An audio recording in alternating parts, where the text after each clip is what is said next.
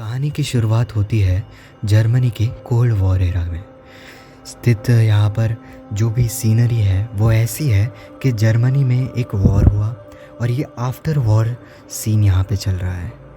हमें डॉक्टर तिम्मा के बारे में बताया जाता है जो कि वेस्ट जर्मनी में रहते हैं।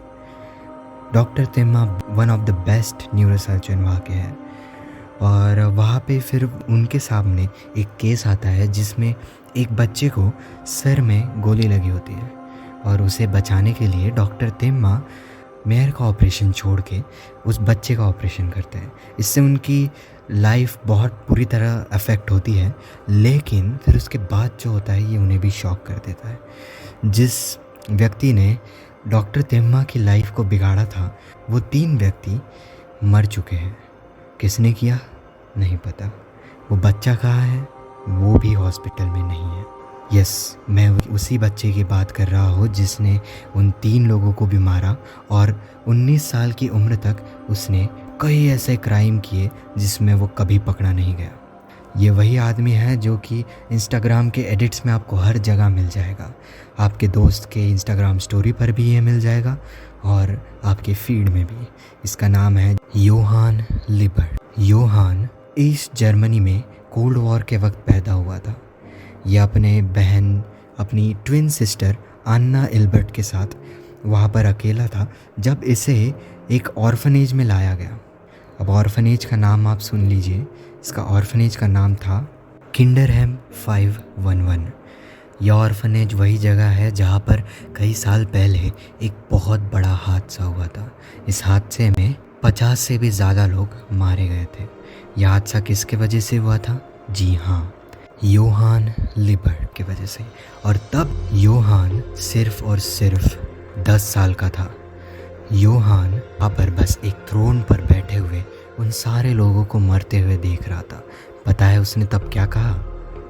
उससे जब पूछा गया कि उसने किया क्या, तो उसने कहा कि मैंने एक तेल में भीगा हुआ सॉक आग में डाला है।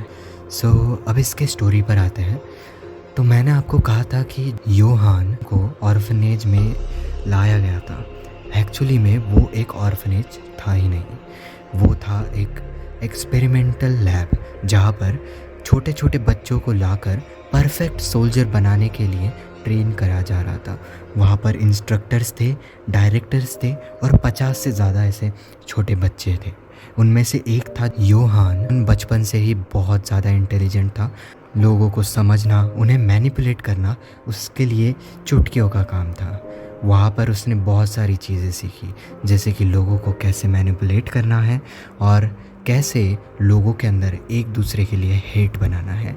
इसी हेट बनाने की तकनीक के वजह से उसने वहाँ पर इंस्ट्रक्टर और डायरेक्टर के बीच में बहुत ज़्यादा क्वेरल बना दिया, जो कि एंड अप हुआ 50 बच्चों की मौत और इंस्ट्रक्टर्स की मौत में। सिर्फ एक ही आदमी वहाँ से बचकर निकला।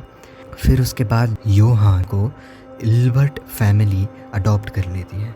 इल्बर्ट फैमिली अडॉप्ट करने के बाद योहान ईस्ट जर्मनी से वेस्ट जर्मनी आ जाता है और वहाँ पर से हमारी शुरू होती है स्टोरी।